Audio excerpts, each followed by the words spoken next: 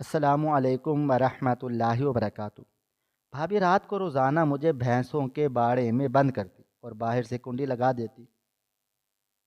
ایک رات میں وہ کچی دیوار پھلانگ کر دوبارہ گھر کے اندر چلی گئی، مگر جیسے ہی اندر قدم رکھا تو سامنے کا منظر دیکھ کر پیروں تلے سے زمین نکل گئی، کیونکہ بھابھی اور اس کا بھائی دونوں مل کر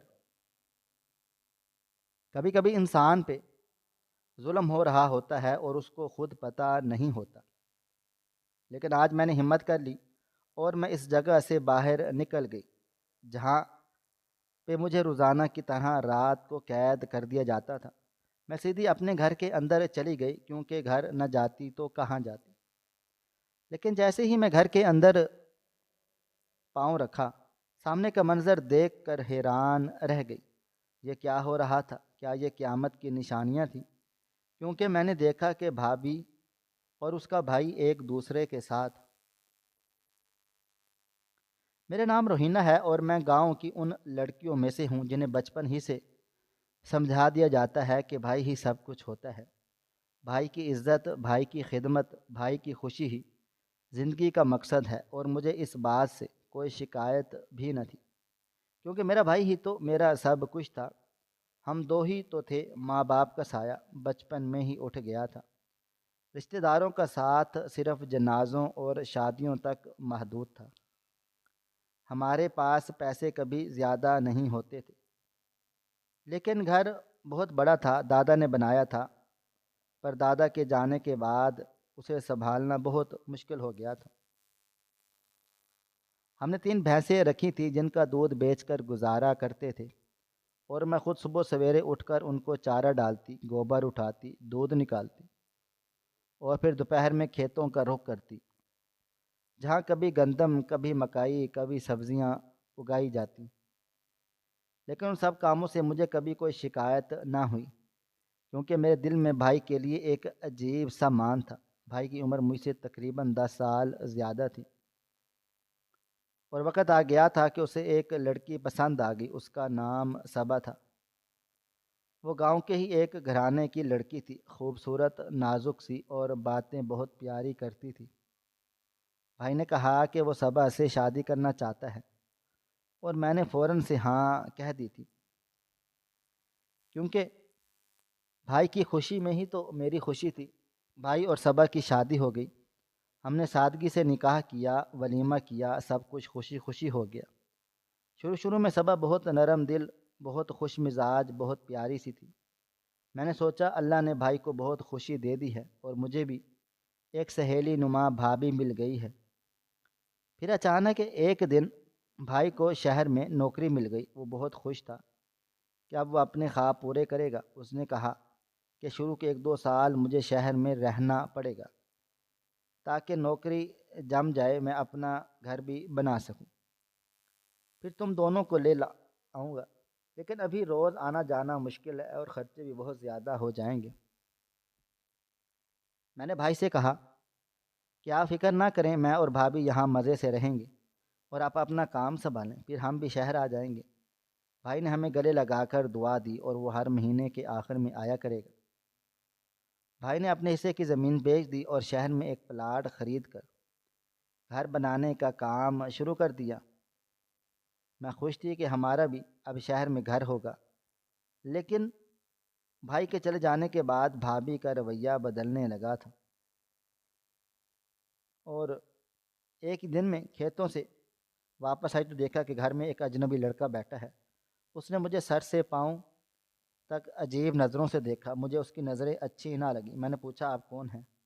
پیچھے سے صبا آئی اور کہا کہ یہ اس کا بھائی ہے ارسلان۔ اس نے کہا کہ بس بہن سے ملنے آیا تھا۔ میں نے شرافت سے سلام کیا اور جا کر شربت بنایا، پھر دیکھا بھابھی اس کے ساتھ بیٹھ کر ہنس ہنس کر باتیں کر رہی ہے۔ وہ لڑکا کچھ دیر کے بعد چلا گیا۔ میں نے کوئی بات نہ کی کہ مہمان تھا، لیکن اگلے 2 دن کے بعد وہ پھر آ گیا، پھر تیسرے دن، پھر چوتھے دن۔ مجھے بہت عجیب لگنے لگا کہ وہ بار بار کیوں آتا ہے، اور بھابھی اب دن بدن بدلتی جا رہی ہے۔ وہ مجھ سے ہر کام کرواتی ہے، خود کسی کام میں ہاتھ نہیں ڈالتی۔ یہاں تک کہ تو پھر میں بھی برداشت کر لیتی تھی، کیونکہ مجھے بچپن سے ہی کام کرنے کی عادت تھی۔ لیکن جب اس نے مجھ سے اونچی آواز میں بات کرنا شروع کی، مجھے طعنے دینے شروع کیے، کبھی میرے کپڑوں پر، کبھی میرے چال ڈھال پر، تو میرے دل کو چوٹ لگی۔ میں نے برداشت کیا، لیکن کبھی کبھار جواب دے دیتی تھی، کیونکہ میرے لیے یہ سب کچھ نیا تھا۔ میں اس کے ساتھ خوش اخلاقی برتتی اور اس کی سہیلیوں کو بتایا تھا کہ اس کی تھی، خدمت بھی کی تھی، اور اب وہ میرے ساتھ ایسے برتاؤ کرتی تھی جیسے میں اس کی نوکرانی ہوں۔ وہ ارسلان کے سامنے مجھ پر آوازیں کستی، کبھی ہنستی، کبھی مجھ پر الزام لگاتی کہ میں دودھ میں پانی ملاتی ہوں، کبھی کہتی کہ گوبر میں صفائی ٹھیک نہیں ہوتی، کبھی کہتی کہ مہمانوں کے آگے تمہارا لہجہ سخت ہو رہا ہے۔ مجھے حیرت ہوتی کہ یہی لڑکی کچھ دن پہلے کتنی نرم تھی، اور اب کیسے اس کے لہجے میں زہر بھر گیا ہے۔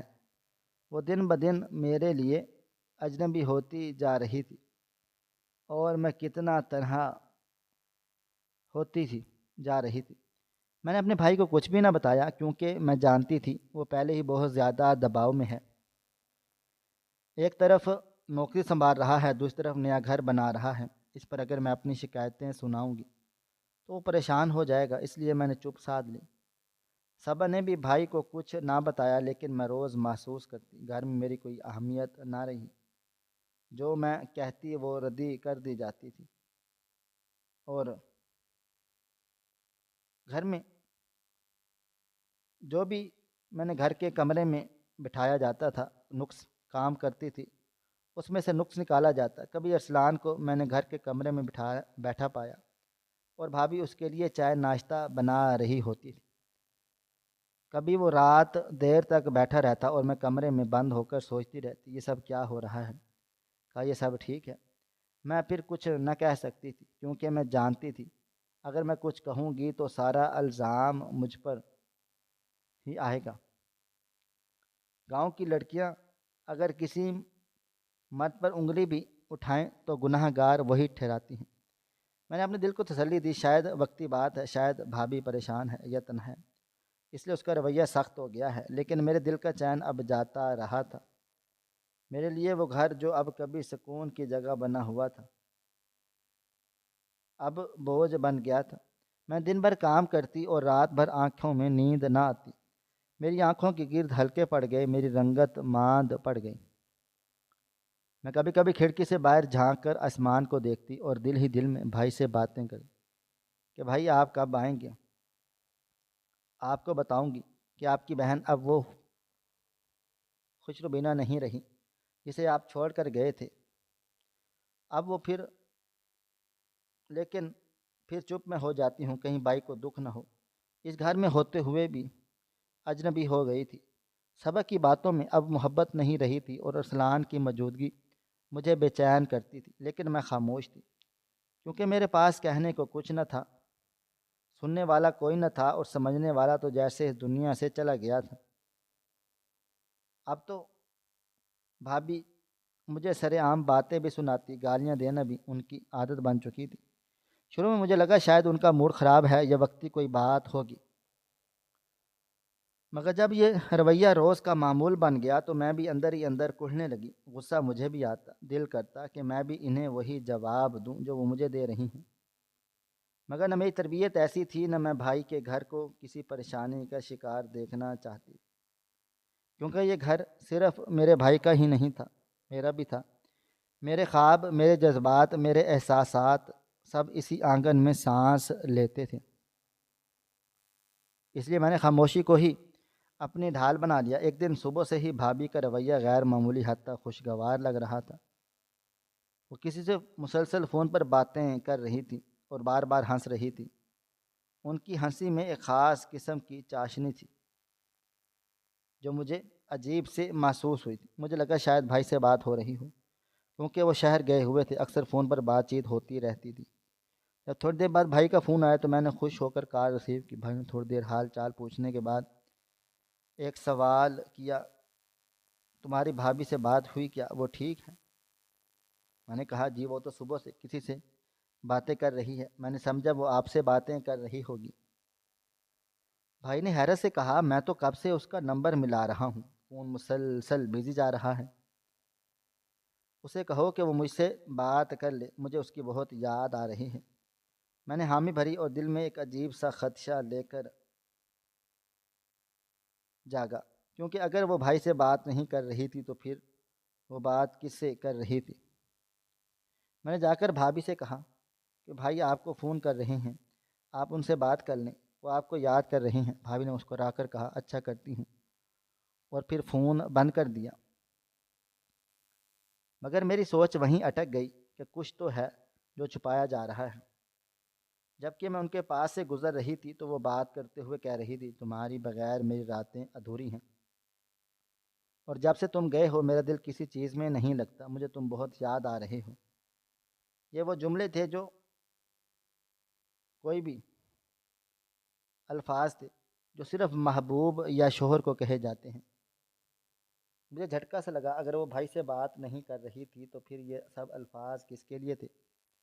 میں نے دل کو سمجھایا کہ شاید میں کچھ زیادہ سوچ رہی ہوں، مگر میرا دل بار بار ایک عجیب سا الارم بجا رہا تھا۔ اسی رات جب میں اپنے معمول کے کاموں سے فارغ ہو کر اندر آئی تو بھابھی نے مجھے زور سے بازو سے پکڑا اور گھر سے باہر لے جانے لگی۔ میں نے حیرت سے پوچھا کہ کیا ہوا، کیا مسئلہ ہے؟ تو انہوں نے سخت لہجے میں کہا کہ آج سے تم راتیں طبیلے میں گزارو گی، تمہارے لیے اس گھر میں کوئی جگہ نہیں ہے، تم بس دن میں کام کرو اور رات کو طبیلے میں سویا کرو۔ میں نے حیرت سے ان کی طرف دیکھا جیسے میرا دل و دماغ سن ہو گیا ہو۔ میں نے کہا بھابھی آپ کیا کہہ رہی ہیں؟ طبیلے میں رات گزارنا کیسے ممکن ہے؟ وہاں بدبو ہے، وہاں جانور ہیں، وہاں انسانوں کے سونے کی جگہ نہیں ہے۔ مگر وہ نہ مانی اور مجھے زبردستی طبیلے کے اندر دھکیل دیا اور باہر سے کنڈی لگا دی۔ میں نے ساری رات روتے ہوئے گزاری، نہ نیند آئی نہ کوئی سکون ملا۔ میں چارپائی پر لیٹی تھی جو کسی زمانے میں ہمارے نوکر کے لیے رکھی گئی تھی۔ وہ چارپائی اب میرے لیے سزا بن چکی تھی۔ طبیلے میں گوبر کی بدبو تھی، مکھیاں تھی، گرمی میں حبس تھا اور سردیوں میں ٹھنڈ سے ہڈیوں میں درد ہوتا تھا، مگر میں نے سب کچھ چپ چاپ برداشت کر لیا تھا، کیونکہ میرا دل میں صرف ایک خوف تھا۔ اگر میں نے بھائی کو ابھی سب کچھ بتا دیا تو پریشان ہو جائے گا۔ وہ شہر میں اکیلا ہے، ایک طرف نوکری کر رہا ہے، دوسری طرف گھر بنا رہا ہے۔ اگر میں ابھی یہ سب کچھ بتا دوں گی تو اس کا دل ٹوٹ جائے گا، وہ بیچارہ کچھ بھی نہیں کر پائے گا، بلکہ مجھ پر الزام آ جائے گا کہ ایک نند نے اپنی ہی بھابھی سے حسد کی اور گھر خراب کر دیا ہے۔ اس لیے میں خاموش رہی تھی۔ میں نے یہ سوچ کر ہی کچھ سہ لیا تھا کہ شاید وقت کے ساتھ ساتھ سب کچھ ٹھیک ہو جائے گا، شاید بھابھی کو بھی میری قدر آ جائے، شاید ان کی نفرت محبت میں بدل جائے۔ مگر ہر گزرتا دن میری برداشت کا امتحان بن گیا۔ اب بھابھی روز کچھ نہ کچھ کہہ کر مجھے تنگ کرتی تھی، کبھی میرے کپڑے چھپا دیتی، کبھی میرے کھانے میں نمک مرچ زیادہ ڈال دیتی، اور جب میں کچھ کہتی تو مجھے ہی برا بھلا کہتی، اور جب میں کچھ کہتی تو مجھے ہی برا بھلا کہا جاتا۔ دن کے وقت تو پھر بھی میں برداشت کر لیتی، مگر رات کا وقت میرے لیے عذاب بن چکا تھا۔ مجھے طبیلے میں بند کر دیا جاتا اور میں اس بدبو میں سسکیاں بھرتی۔ طبیلے کے ایک کونے میں وہی چارپائی پرانی رکھی ہوئی تھی جو کبھی نوکر کے لیے استعمال ہوتی تھی، اب وہ میری پناہ گاہ بن گئی تھی۔ میں اس پر لیٹتی تو لگتا جیسے دنیا زمین میرے نیچے سے کھسک رہی ہو۔ گوبر کی بدبو اور جانوروں کی آوازیں مجھے نیند سے دور رکھتی تھیں، مگر میں اپنی آنکھوں کو بند کر کے بھائی کے چہرے کا تصور کرتی تھی، ان کی محبت کو یاد کرتی، وہ لمحات جب ہم دونوں گھنٹوں باتیں کرتے، جب میرے بھائی میرے لیے چوڑیاں لاتے، میں ان کے ساتھ گاؤں کی اس نہر پر جایا کرتی تھی۔ وہ سب یادیں میرے لیے سکون کا ذریعہ بن جاتی ہیں، اور میں خاموشی سے وہ اذیت برداشت کرتی رہ گئی تھی، کیونکہ میرے دل میں یقین تھا کہ ایک دن بھائی واپس آ جائے گا اور سب کچھ ٹھیک ٹھاک ہو جائے گا، تب میں اسے سچ بتاؤں گی اور اس وقت وہ خود سب کچھ دیکھ کر سمجھ جائے گا کہ اس کی بہن کتنی تکلیف میں تھی۔ میں نہیں چاہتی تھی کہ میری وجہ سے اس کا گھر برباد ہو، اس لیے میں نے دل پر پتھر رکھ کر سب کچھ برداشت کیا۔ میں نے ان دنوں میں سیکھا کہ خاموشی بھی ایک طاقت ہوتی ہے، لیکن ہر رات بیلے میں قید ہوتی، اور ہر صبح خود کو سمیٹ کر گھر کے کاموں میں نکل جاتی تھی، جت جاتی تھی جیسے ہمارا کچھ ہوا بھی نہ ہو۔ میرا جسم تھک جاتا تھا، مگر میرا دل و دماغ اس آس امید پر قائم رہتا کہ ایک دن یہ اندھیرے ختم ہو جائیں گے اور میری بھائی کی محبت مجھے پھر سے محفوظ کر لے گی۔ جب بھائی نے مجھے فون پر بتایا کہ وہ چند دن کے لیے گھر پر آ رہا ہے تو میرے دل میں ایک نئی امید سی جاگی کہ شاید اب سب کچھ ٹھیک ہو جائے گا، شاید بھابھی اب مجھے ایسے اذیت نہ دے، شاید بھائی کو دیکھ کر وہ خود کو سنبھال لے۔ لیکن بھابھی کی آنکھوں میں کچھ اور ہی چل رہا تھا۔ بھائی کے آنے سے ایک دن پہلے اس نے مجھے بلایا اور بڑے آرام سے کہا، میں تمہیں ایک بات سمجھا دوں، اگر تم نے میرے شوہر سے میرے خلاف کچھ بھی کہا، تم نے بتایا کہ میں تمہیں طبیلے میں بند کرتی ہوں یا رات بھر نیند، یاد رکھنا جو کسی بھی طبیلے کو بند کر سکتی ہے وہ آس پاس کچھ بھی کر سکتی ہے۔ یہ بات کان کھول کر سن لو، میں تمہارے ساتھ کچھ ایسا بھی کر سکتی ہوں جس کا تم سوچ بھی نہیں سکتے۔ اور پھر میری طرف یوں دیکھا کہ جیسے واقعی کچھ کر گزرے۔ میں سہم گئی تھی، میں نے کچھ نہ کچھ کہا، صرف سر ہلا دیا تھا اور جیسے ہی سمجھ آ گئی تھی اور بھائی آیا، وہی محبت والا انداز، وہی محبت والا انداز بھی وہی تھا، وہی نرمی تھی، وہی بھائی والا پیار۔ مجھے اپنے لیے کچھ کھانے کا لایا اور من پسند کے کپڑے لایا تھا۔ سب کے ساتھ وقت گزرا، لیکن مجھ سے الگ بیٹھ کے اس نے ایک بات کی کہ تمہاری بھابھی کہہ رہی تھی یہ گھر اس کے نام کر دوں۔ وہ کہتی ہے کہ عورت کا کوئی گھر نہیں ہوتا، سسرال میں ہوتا ہے یا باپ کا گھر ہوتا ہے، لیکن شوہر اگر گھر اپنے نام نہ کرے تو ایک عجیب ہے، بے یقینی سی رہتی ہے۔ وہ چاہتی ہے کہ میں یہ گھر اس کے نام کر دوں، تمہارا کیا خیال ہے؟ میں نے اسے حیرانی سے دیکھا، میرا دل دھڑکنے لگا، مجھے لگا کہ شاید میں کچھ بولوں گی تو وہ ناراض ہو جائے گا یا شاید اس کی آنکھیں بدل جائیں گی، لیکن میں نے خود کو سنبھالا اور کہا، بھائی جو آپ کا ہے وہی ان کا ہے، میں نے تو شادی کر کے چلے جانا ہے، مجھے کیا لینا دینا، آپ جس کو چاہیں دے دیں۔ لیکن دل میں ایک کانٹا سا چبھ گیا ہے کہ جو عورت مجھے روزانہ اذیت دیتی ہے اور اب میرے بھائی سے اس گھر کی ملکیت مانگ رہی ہے۔ بھائی نے کہا، شاید میرے چہرے کو غور سے دیکھا لیکن کچھ نہ کہا، صرف اتنا بولا، چلو اس پر بعد میں بات کریں گے۔ پھر وہ واپس چلا گیا۔ میں نے اپنی پرانی زندگی میں واپس آ گئی، وہی طبیلہ، وہی اندھیری راتیں، وہی بدبو، وہی تنہائی اور وہی بے بسی۔ ایک رات میں ایسے ہی بند تھی، چارپائی پر لیٹی، بدبو سے سانس لینا مشکل ہو رہا تھا کہ دل میں سوال اٹھا کہ میں تو گھر میں کسی سے لڑتی جھگڑتی نہیں ہوں، بھابھی کو تنگ نہیں کرتی، پھر وہ مجھے اس اذیت میں کیوں گزارتی ہے؟ یہ سزا مجھے کس بات پر ملی ہے؟ اور ہر رات تو نہیں دیتی نا، دوسری تیسری رات مجھے اس طبیلے میں قید کیوں کر دیتی ہے؟ ایسا بھی کیا ہوتا ہے کہ وہ مجھے بار بار یہاں بند کر کے خود سکون سے سوتی ہے؟ میں نے سوالوں میں گمسم تھی جب مجھے باہر عورتوں کے کچھ آوازیں سنائی دیں جو دھیمی آواز میں کچھ باتیں کر رہی تھی۔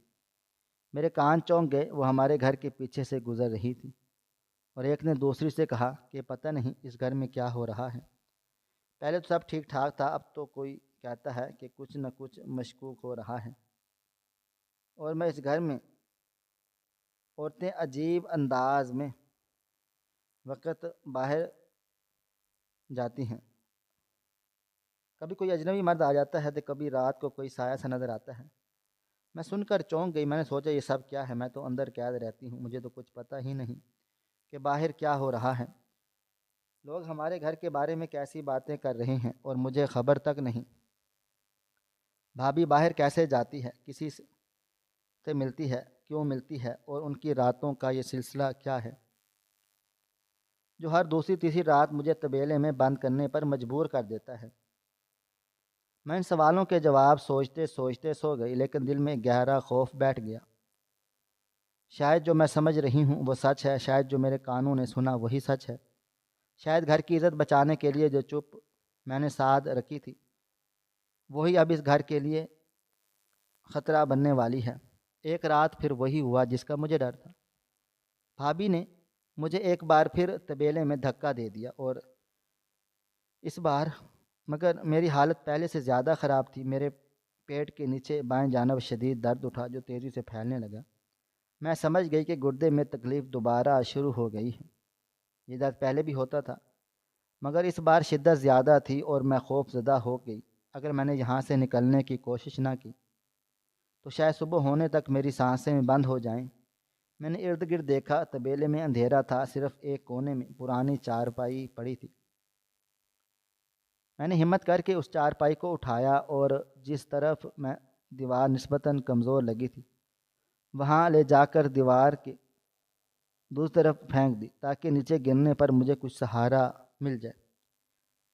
میرا جسم پسینے سے شرابور ہو چکا لیکن میری ہمت نے میرا ساتھ نہ چھوڑا۔ میں نے دیوار کو دیکھا جو عام حالات میں بھی پھلانگنے والی نہیں تھی، لیکن میرے پاس کوئی دوسرا راستہ نہیں تھا۔ میں نے اپنے کپڑوں کو سمیٹا، دیوار پر چڑھنے کی کوشش کی، بار بار ہاتھ پھسلے، پیر لڑکھڑائے، لیکن آخر کار میں کسی نہ کسی طرح دیوار کے پار جا گری۔ میری کمر میں شدید درد اٹھا تھا لیکن میں رکی نہیں۔ میں نے خود کو سنبھالا اور گھر کی طرف دوڑ لگا دی۔ میرا ارادہ تھا اندر جا کر اپنی دوائی کھاؤں یا کم از کم بھائی کو فون کروں، اگر کچھ اور نہیں تو بھابھی سے کہوں خدا کے واسطے مجھے ڈاکٹر کے پاس لے چلو۔ لیکن جب میں گھر کے اندر پہنچی تو جو منظر میرے سامنے تھا اس نے میرے حواس چھین لیے۔ میں نے دیکھا بھابھی کسی کے ساتھ بیٹھی ہے اور وہ کوئی اور نہیں بلکہ ایک اجنبی نوجوان تھا۔ وہ دونوں ایک دوسرے کے اتنے قریب بیٹھے تھے جیسے برسوں کے بچھڑے مل گئے ہوں۔ وہ اس کے گلے میں بازو ڈالے ہنس رہی تھی اور وہ اسے کبھی ماتھے پر چومتا کبھی ہاتھ چومتا۔ میں یہ دیکھ کر ساکت رہ گئی۔ میری سمجھ میں کچھ نہ آیا، یہ سب کیا ہے، یہ شخص کون ہے اور بھابھی اسے گھر میں کیوں بلا کر بیٹھی ہے۔ میرا دل و دماغ سن ہو گیا۔ اسی لمحے پیچھے سے دروازہ کھلا اور بھائی اندر داخل ہوا۔ میں بھول چکی تھی کہ کل میری سالگرہ تھی اور بھائی نے شاید مجھے سرپرائز دینے کا منصوبہ بنایا تھا۔ ابھی رات کے 12 نہیں بجے تھے، اس لیے وہ بغیر اطلاع دیے آ گیا، لیکن سامنے کا منظر دیکھ کر وہ بھی دنگ رہ گیا۔ اس نے چیخ کر کہا، یہ کون ہے؟ بھابھی گھبرا گئی اور فوراً اٹھ کر کچھ بولنے ہی والی تھی۔ میں نے کہا، بھائی، یہ بھابھی کا بھائی ہے، وہ اکثر آتا ہے۔ یہ سن کر بھائی کا چہرہ لال سرخ ہو گیا۔ اس نے میری طرف گھور کر کہا، کیسا بھائی؟ اس کا تو کوئی بھائی ہی نہیں ہے۔ میرے پیروں تلے سے زمین نکل گئی۔ میں نے بھائی کی طرف دیکھا اور پھر اس اجنبی نوجوان کی طرف جس کا رنگ پیلا پڑ چکا تھا۔ بھائی نے فوراً آگے بڑھ کر اس نوجوان کو دبوچ لیا اور زور زور سے 2 تھپڑ مارے اور پوچھا تو کون ہے؟ وہ لڑکھڑاتا ہوا بولا، میں اس کا بھائی نہیں ہوں، میں اس کا دوست ہوں۔ اس کا مطلب یہ ہوا کہ بھابھی جھوٹ بول رہی تھی۔ یہ کوئی بھائی نہیں تھا بلکہ اس کا عاشق تھا جسے وہ اکثر گھر میں بلاتی تھی، اور شاید اس کے لیے مجھے طبیلے میں بند کر دیتی تھی تاکہ وہ بے فکری سے اپنی مرضی کا ماحول بنا سکے۔ جب بھابھی کا اصل چہرہ میرے سامنے آ گیا تو میں نے ہمت کر کے بھائی کو سب کچھ بتا دیا۔ میں نے بتا دیا کہ وہ مجھے بار بار طبیلے میں بند کر دیتی ہے اور مجھے نہ کھانے کو دیتی ہے نہ سونے کو دیتی ہے۔ میں نے اسے وہ سب اذیتیں گنوائیں جو اس نے مجھ پر ڈھائی تھیں۔ بھائی کا چہرہ غصے سے لال ہو گیا۔ اس نے فوراً پولیس کو فون کیا، اس نوجوان کو پکڑوا دیا۔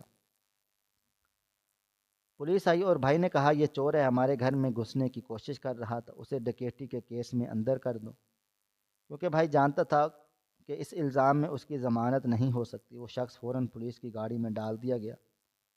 اس کے بعد بھائی نے مجھے فوراً ہسپتال لے گیا جہاں ڈاکٹر نے میرا معائنہ کیا اور بتایا میرے گردے میں شدید سوزش ہے، اگر بر وقت علاج نہ ہوتا تو جان کو خطرہ ہو سکتا تھا۔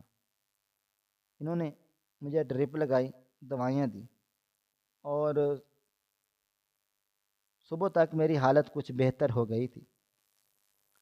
میں ہسپتال کے بستر پر لیٹی تھی اور بھائی میرے پاس بیٹھا تھا۔ وہ میرے سر پر ہاتھ پھیر رہا تھا، آنکھوں میں آنسو تھے جیسے خود کو کوس رہا ہوں۔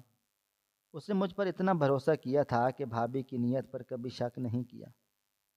صبح ہم جب گھر واپس آئے تو بھابھی بیٹھی روتی رہ گئی تھی، ہمارے قدموں میں آ گئی۔ وہ معافیاں مانگنے لگی کہ مجھے معاف کر دو، میں نے دولت کے لالچ میں تمہارے بھائی سے شادی کی تھی۔ یہ میرا پرانا عاشق تھا جو کبھی میرا ہونے کا وعدہ کرتا تھا پھر چھوڑ گیا، اور جب میں نے تمہارے بھائی کی بیوی بن گئی تو اس نے دوبارہ رابطہ کیا۔ میں کمزور بن گئی، پڑ گئی تھی، لیکن اب میں ایسا کبھی نہیں کروں گی، مجھے ایک موقع دے دو۔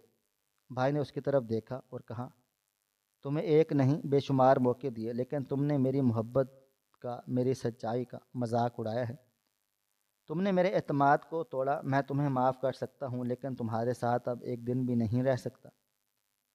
اس وقت مجھے یاد آیا کہ چند دن پہلے بھائی نے کہا تھا کہ بھابھی چاہتی ہے کہ گھر اس کے نام کر دوں، تو یہ سب اسی منصوبے کا حصہ تھا۔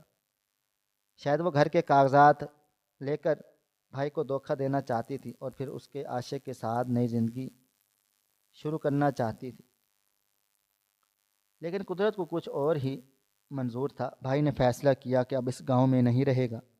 اس نے فوری طور پر گھر کو تالا لگا دیا، جانور بیچ دیے اور جو تھوڑا بہت سامان تھا وہ لے کر شہر شفٹ ہو گیا۔ اب ہم شہر کے چھوٹے سے کرائے کے گھر میں رہتے ہیں، لیکن بھائی پہلے جیسے نہیں رہا، وہ بہت خاموش ہو گیا ہے، اکثر دیر تک سوچوں میں گمسم رہتا ہے۔ کئی بار میں نے اسے رات کو چھپ چھپ کر روتے دیکھا ہے، لیکن وہ مجھ سے کچھ نہیں کہتا۔ شاید اس کے دل میں وہ زخم ہے جو لفظوں میں بیان نہیں ہو سکتی۔ میں دل سے دعا کرتی ہوں اللہ اس کے نصیب میں خوشیاں لکھ دے اور اسے وہ سکون دے جس کا وہ حقدار ہے۔ وہ میرے لیے ایک اچھا رشتہ تلاش کر رہا ہے۔ کئی جگہ بات بھی چلی اور جلد ہی میری شادی ہونے والی ہے۔ میں شکر گزار ہوں اپنے سوہنے رب کی جس نے مجھے اس ظلم سے نجات دلائی اور میرے بھائی کی آنکھیں کھول دیں۔ اب میری زندگی میں ایک نئی امید ہے اور میں چاہتی ہوں کہ میرا بھائی بھی ایک دن مسکرا سکے جیسے وہ پہلے مسکراتا تھا۔ بھائی کے چہرے پر اداسی کے سائے گہرے ہو چکے تھے۔ وہ کبھی کھڑکی سے باہر دیکھتا، کبھی آسمان کی طرف نظریں اٹھا کر سانس کھینچتا، جیسے وہاں کہیں سے جواب آ جائے۔ میں نے نرمی سے کہا، بھائی اب پرانا سب پیچھے چھوڑ دیں، کسی نئی زندگی کا آغاز کریں۔ شہر کی لڑکیاں خوبصورت ہوتی ہیں، سمجھدار بھی، آپ چاہیں تو کوئی اچھی سی لڑکی ڈھونڈ لیں۔ بھائی نے تلخی سے ہنسا۔ مجھے اب کسی عورت پر بھروسہ نہیں رہا۔ صبا نے وہ سب کر کے میرے دل کو ویسا توڑا کہ اب جوڑنا ممکن نہیں۔ وہ سب کچھ پہلے سے طے کر چکی تھی اور میں بس ایک کٹ پتلی تھا اس کے لیے۔ وہ چند لمحے خاموش رہا، پھر جیسے اس نے اپنی بات کو دہراتے ہوئے بولا، 2-2.5 مہینے بس اتنا ہی وقت گزارا تھا شادی کو، اور اس نے میرے ساتھ بے وفائی کر دی۔ میں تو تم لوگوں کے لیے شہر گیا تھا، تمہارے علاج کے لیے، تمہاری سالگرہ کے لیے، خوشیاں خریدنے، اور پیچھے وہ اپنے عاشق کو بلا کر بیٹھی تھی۔ میں نے بھائی کی باتیں سنی اور دل میں ایک ٹھیس سی اٹھی۔ میں نے آہستگی سے کہا، بھائی سب عورتیں ایک جیسی نہیں ہوتی، آپ نے بس غلط انسان پر اعتبار کر لیا، مگر یہ تو زندگی ہے، سیکھنے کا سفر ہے۔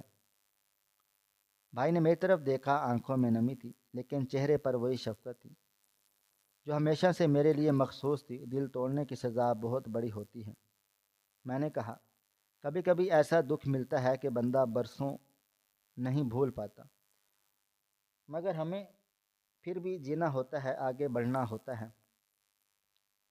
بھائی نے ہلکا سا سر ہلایا جیسے مان تو گیا مگر دل ابھی آمادہ نہ ہو۔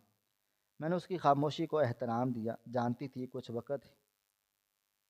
زخم وقت ہی بھر سکتا ہے۔ کچھ دن بعد بھائی نے خود ہی کہنا شروع کر دیا، شاید وہ کسی دن دوبارہ شادی کے بارے میں سوچے، کسی سادہ اور شریف لڑکی سے جو صرف دکھاوے کی نہ ہو بلکہ زندگی بھر کا ساتھ دینے والی ہو۔ حقیقت تو یہ ہے کہ زندگی کبھی کسی دھوکے پر نہیں رکتی، دکھوں کے بعد سکھ آتے ہیں اور ٹوٹے ہوئے دل بھی کبھی نہ کبھی پھر سے دھڑکنے لگتے ہیں۔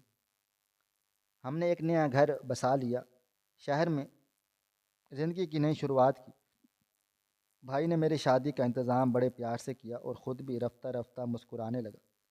صبا ایک غلطی تھی مگر اس غلطی نے ہمیں سچ کی پہچان کروا دی۔ ہماری آج کی یہ کہانی آپ کو کیسی لگی؟ کمنٹ باکس میں اپنی رائے کا اظہار ضرور کریں اور ہمارے چینل کو سبسکرائب کر لیں۔ شکریہ، اللہ حافظ۔